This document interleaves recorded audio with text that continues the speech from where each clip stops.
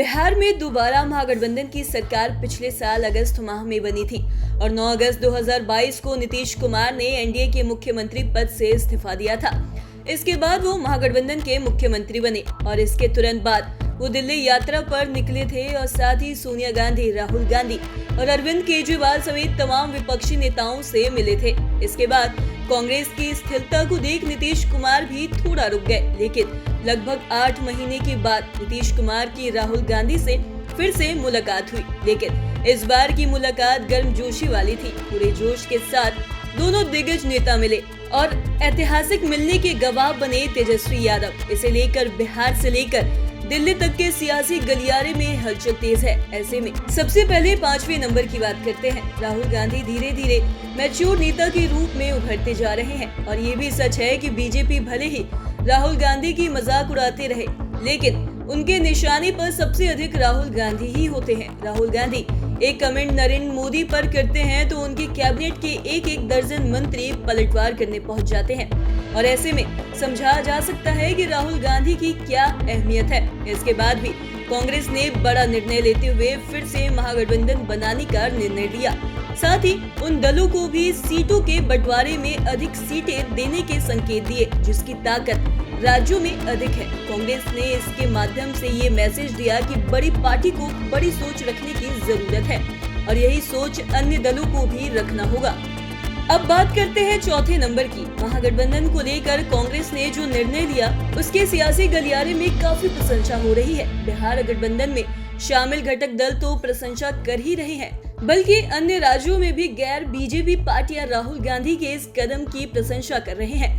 दरअसल बिहार में जब से महागठबंधन की सरकार बनी है तब से नीतीश कुमार विपक्ष की एकजुटता की कोशिश में लगे हुए हैं और इसे लेकर पिछले साल भी वो दिल्ली की यात्रा पर निकले थे, लेकिन कांग्रेस की ओर से बहुत अधिक रिस्पांस नहीं दिखे। वो शांत हो गए। हालांकि वाम दलों को महाधिवेशन से लेकर सीमांचल की महारैली तक में नीतीश कुमार कांग्रेस को याद दिलाने में नहीं चुके और बाद में कांग्रेस ने इसे महसूस किया और पार्टी नीतीश कुमार के साथ मिलने को तैयार हो गई। इसी की परिणति रही कि अप्रैल के दूसरे सप्ताह में दिल्ली में नीतीश कुमार और राहुल गांधी का शानदार मिलन हुआ और साथ ही इसके गवाह तेजस्वी यादव, मल्लिकार्जुन खड़गे, लल्लन सिंह भी बने। पॉलिटिकल एक्सपर्ट्स की माने तो कांग्रेस का विपक्षी एकता के पीछे हटना पॉलिटिक्स के क्षेत्र का बड़ा कदम है। अब बात करते हैं तीसरे नंबर की। कांग्रेस ने राहुल गांधी और नीतीश कुमार के इस मिलन के जरिए एक संदेश ये भी दिया है कि किसी भी लड़ाई को जीतने के लिए विपक्षी एकता बहुत जरूरी है। दरअसल विपक्षी पार्टियों को पता है कि लोकसभा 2024 के लोकसभा चुनाव में यदि वो सब अलग अलग लड़ेंगे तो बीजेपी को हराना मुश्किल है। बीजेपी तो सबसे बड़ी पार्टी है ही, साथ ही नरेंद्र मोदी और अमित शाह की जोड़ी भी अकाट्य है। ऐसे में उन्हें 2024 में हराने के लिए विपक्ष को हर साल में एकजुट होना होगा। कांग्रेस ने इसे समझते हुए अपनी बड़ी चाल चल दी है। कहा जाता है कि इसके लिए नीतीश कुमार को कुछ टास्क भी दिए गए हैं और उन नेताओं को भी इस खेमे में लाना है जिनकी पटरी कांग्रेस के साथ ठीक से नहीं बैठ रही है।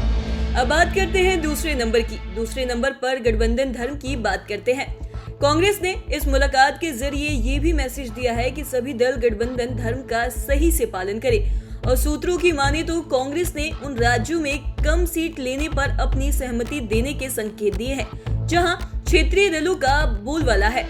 दरअसल यूपी हो या फिर तेलंगाना या फिर दिल्ली, कांग्रेस की सीटों में लगातार गिरावट आ रही है। बिहार में भी यही स्थिति है। ऐसे में इस बात पर जोर दिया गया है कि गठबंधन में उनके सियासी ताकत के हिसाब से सीटों का बंटवारा हो सकता है। इससे अब कांग्रेस को भी कोई इनकार नहीं है और इस बात पर भी जोर दिया गया है कि सभी दल गठबंधन धर्म का पालन करें और कांग्रेस की तरह राह अपनाएं।